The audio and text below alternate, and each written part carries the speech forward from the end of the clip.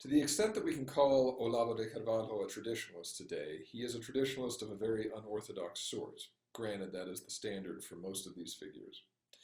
But if we were trying to find and trace exact influences of this school on the way that he sees and writes and thinks today, these are the things that I would point out. I would note notably a resonance between traditionalism and his critique of science, his belief more specifically that modern science perpetuates the opposite of what it strives to do, namely that instead of exposing truths and insight, it confuses and sows mistruths.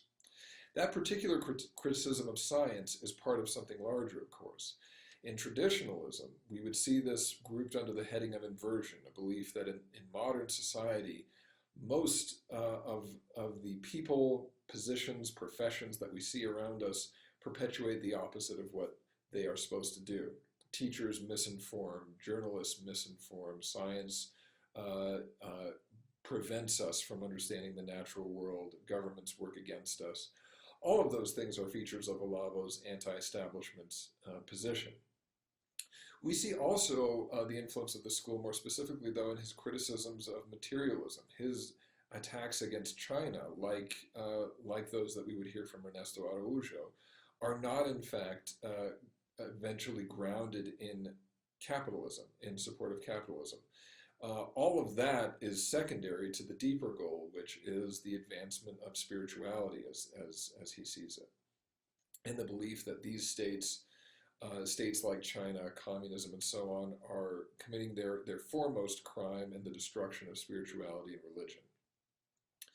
So we can see all of that. We can more broadly, however, and this is the conclusion I eventually arrive at the book, I see his interest in traditionalism as revolving around a will to break away from and reject all standard methods of learning and gaining knowledge about the world these days, and to advance a theory whereby all of our schools, our political offices, our scientists, everyone who would belong to the modern world and be one of its authorities are in fact doing something wrong, and we need to look for radical alternatives to it. Traditionalism for him, I think, continues to be a symptom of that drive. Now, in my interviews with him, I also saw him break with a lot of traditionalist orthodoxies.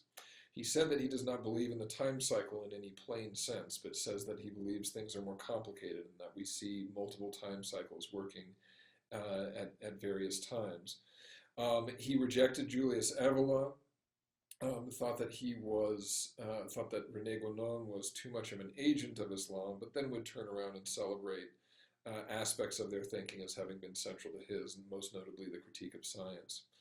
And while I think those are important qualifiers to take seriously, it's also worth noting two things. One, which I already alluded to in the beginning of this video, and that is that virtually no traditionalists in the world today would consider themselves full adherents of every single word that was written by René Guénon or Julius Evola, these early figures. Virtually everyone, Alexander Dugin included, Steve Bannon included, find a way to work within its general ideological framework, but fill it with some of their own alternative beliefs.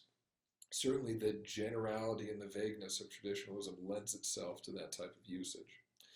The second thing that I would say, aside from saying that Olavo's divergences from traditionalism are in fact quite standard, is that he has a personal political investment in not associating himself with anyone. That's well known to Brazilian followers of his career. They've noted that he, as close as he seems to be, as influential as he seems to be in the movement surrounding Bolsonaro, he has no official position. He's not beholden to anybody. And I think that that instinct has to at least color, to some extent, our interpretation of his willingness to affiliate himself with ideological schools, especially one like this.